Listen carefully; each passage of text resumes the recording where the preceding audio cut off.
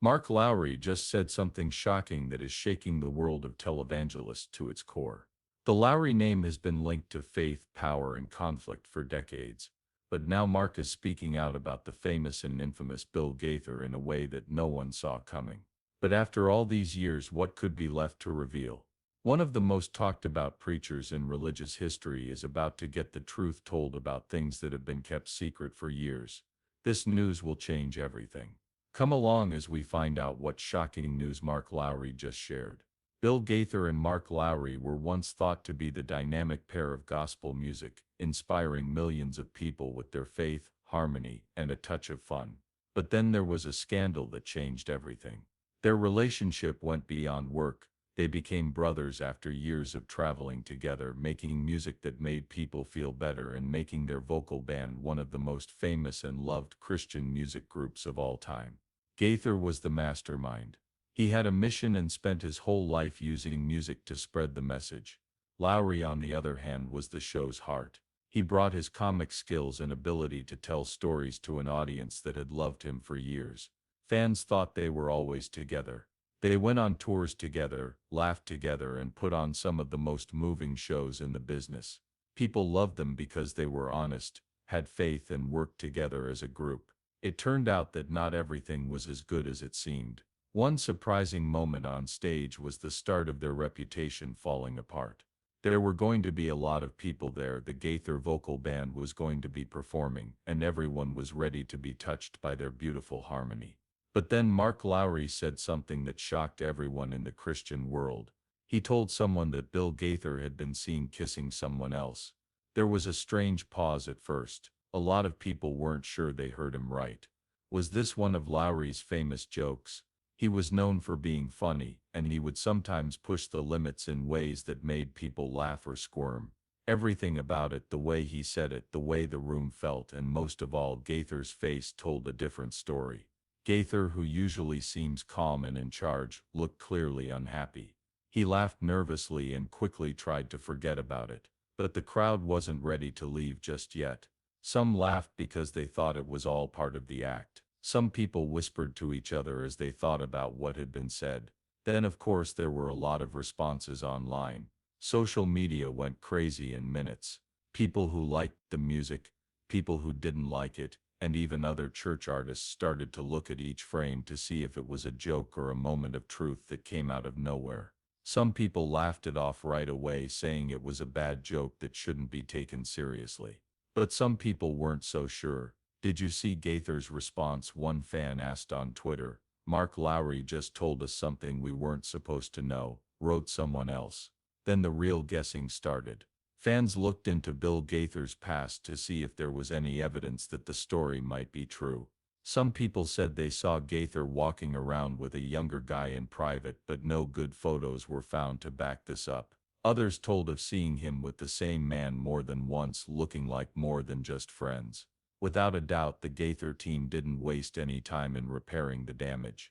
Not long after, a statement came out saying that Mark Lowry was only joking and that the comment was not true. The note said it was all in good fun. They said Bill Gaither is a man of faith and any rumors that say otherwise are completely false. But the damage was already done. Things were getting worse than they were before. Fans began to argue very strongly. Some people were defensive and stood by Gaither, calling the whole thing a silly mistake. Others felt lied to and thought something was kept from them for years. One angry fan wrote, "If this is true, he's been lying to us the whole time. I don't care if he's gay or not, I just want to know why it had to be a secret," someone said. And then there was Mark Lowry, who made things worse instead of better by adding fuel to the fire. Many hours after the fire, Lowry wrote a mysterious message on social media. The truth always finds its way out. Sometimes it just takes the right moment. It was short, simple, and very shocking. All of a sudden, the subject changed once more. If Lowry was telling the truth, why did he double down instead of saying sorry? Why didn't he take the chance to make things clear? What had he really said that wasn't meant to be said? As expected, Gaither's team called Lowry right away and asked him to explain what he meant. Soon after, he sent out another word, but it made things worse. I love Bill Gaither. He's been like a brother to me for years, but I won't lie to my audience, he said. Fans went crazy. That was the exact kind of vague, open-ended answer that made people want to know more. He seemed to be confirming the reports. Was he just having fun with the chaos? No one was sure. There was only one thing that was certain: church music would never be the same again. Then there was the damage. Concert sites began canceling Gaither shows, saying that the debate was the reason. Concerned about the reaction, sponsors started to think twice about their partnerships. Some churches that used to be proud to support Gaither's work suddenly pulled away, worried about what the accusations might mean for their own image. Gaither himself, he didn't say anything for days. He wouldn't say anything, wouldn't do interviews, and ignored social media. But people thought the worst of him the longer he kept quiet. One fan asked, if it wasn't true, why not just say it wasn't true? Then, after being quiet for almost a week, he finally made a comment. I've always lived my life with integrity. I've given my heart and soul to this ministry, to this music, and to the people who have supported me. I will not entertain false rumors, nor will I let them distract from what truly matters: spreading the word of God through music. People weren't buying it. Another fan said, that's not a denial. So he's going to avoid all the bad things, someone else wrote. And the response from people in the gospel music business itself may have been the worst of all. A famous singer in the business who had worked with Gaither before sent out a tweet that said, some of us have known the truth for a long time. It's just surprising it took this long to come out. That was it. That was all it took. The affair had gone completely out of hand. What started out as a joke, or maybe just a slip of the tongue, had turned into one of the biggest problems in church music history. Now the real question was not whether the reports were true or not, but whether Bill Gaither's career could ever get back on track after this. One of the most interesting stories in church music is the one about Mark Lowry and Bill Gaither. Millions of people have been moved by their music, voices, and words of faith and hope for many years. They went from being unknown to becoming two of the biggest names in church music. They had a huge effect on Christian music. They weren't just singers, they told stories through their songs which brought people closer to God, lifted their spirits, and reminded people of how powerful faith can be. Their impact went far beyond the stage and into people's homes, schools, and hearts all over the world. While Bill Gaither wasn't famous or in big shows at first, he did start making music. His dream was to use music to spread the faith.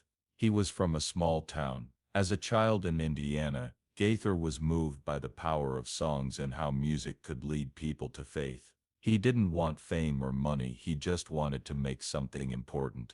In the beginning, he worked as a teacher and wrote songs on the side. He put his whole heart into each word.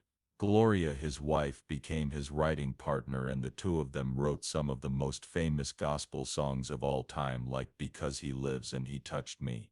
These songs weren't just pretty tunes, they were stories of faith that spoke to anyone who had ever struggled, hoped, or believed. Then the Gaither vocal band came along and changed the way religious music was done. It was a sound that was both traditional Southern gospel melodies and modern Christian music, making it one of a kind and easy to remember. In the years that they were together, different people joined and left the group, but Mark Lowry was one of the most famous new members.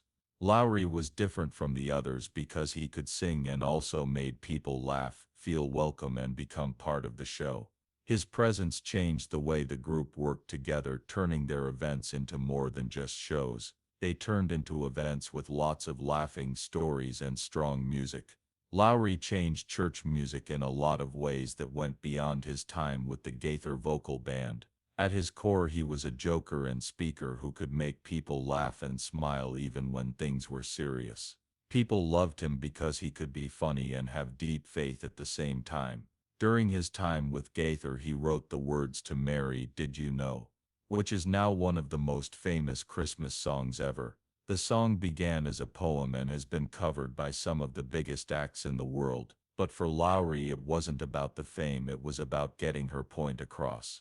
His goal was to get people to think about what Christmas really meant and how Mary must have felt when she knew she was carrying the Son of God.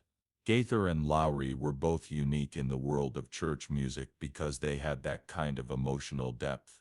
People knew about their shows. A Gaither show was an event unlike most choir groups that just played song after song. There were stories, times of unplanned prayer, and a lot of laughter. Lowry would joke around with the crowd and make fun of his bandmates, but then he would give a show that was so moving that it would make people cry. Gaither was always the calm and steady boss who made sure that every show felt like a family get-together. And yes, that's kind of how it was. A lot of people came to feel like they were a part of something bigger, to be told of their religion and to see a show. Even more people paid attention to the Gaither Homecoming series. Putting together a show with the Gaither Gospel Legends was just the beginning of a huge effort. People who were Christians loved the homecoming shows and DVDs because they introduced new generations to classic gospel music and honored the artists who had made it what it is today. There were more than just acts in the series. It was a salute to the past and an embrace of the future. By getting together like this, Gaither and his team made sure that older gospel artists' voices would never be lost. But as with any long job, there were problems. Each time Lowry left the Gaither vocal band for a different reason, he did so more than once. Some say he wanted to focus on his solo business, while others say he just wanted a break from traveling all the time. No matter the reason, it felt like a part of the Gaither heritage was lost every time he left. But every time he came back, it was like he had never been away. They still had the spark, the fun, and the heart. Over time, they gained more and more power. Younger gospel artists looked up to them because of how dedicated they were to the message and how well they could connect with people. A lot of other artists covered their songs, their shows kept selling out, and their music kept giving comfort and hope to millions of people even as musical styles changed.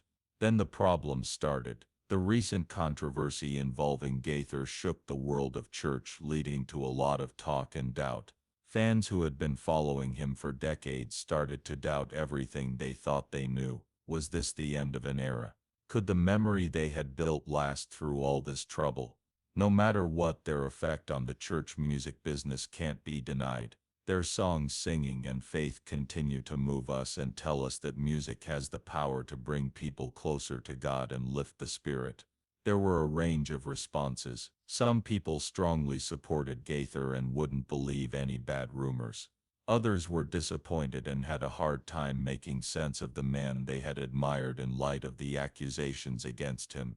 The music stayed the same through it all. Even though they were controversial, the songs that had meant so much to so many people still had value. People still found comfort in the words and tunes and turned to them when they were sad. Lowry, the performer, kept doing what he did best, which was making people laugh, think, and talk. He was always himself, whether he was on stage, in an interview, or on social media. Some people made guesses about how Lowry really felt about everything that was going on with Gaither. Did he mean to cause trouble? Had he just talked too freely? Or was he just someone who wasn't going to act? I remember when our little Suzanne was a baby, I would sing her "What a Fellowship, what a Joy Divine, leaning on the everlasting arms," Lowry said, because it leads to a rock's chair. You can rock out and sing that song, and she told me to sing the T-Chip song when she got older and could talk. I asked what. She replied, "Sing that Tat Chip, what a joy divine." I knew she was talking about religion, but that stuck with her as a baby, and she remembered it when she was 3. Now that she has grown children of her own, I want her to know that she can depend on "What a Fellowship, what a Joy Divine, leaning on the everlasting arms," no matter what those kids go through. Bill Gaither and Mark Lowry will always be remembered for their work in church music, no matter where they are or what is going on. People all over the world have sung their songs in homes, churches, and music rooms. People from all walks of life have heard words of faith, hope, and love from them. That they left behind wasn't just the music, it was the memories, the times, and the way they made people feel. One thing is certain: Gaither's songs will live on, even though his career's future is still unclear and the church world waits to see what happens next. Their memory, which was formed through smiles and tears, successes and setbacks, will never be erased. Their songs will always be there, a background to the faith journeys of millions of people, whether their names are praised or criticized.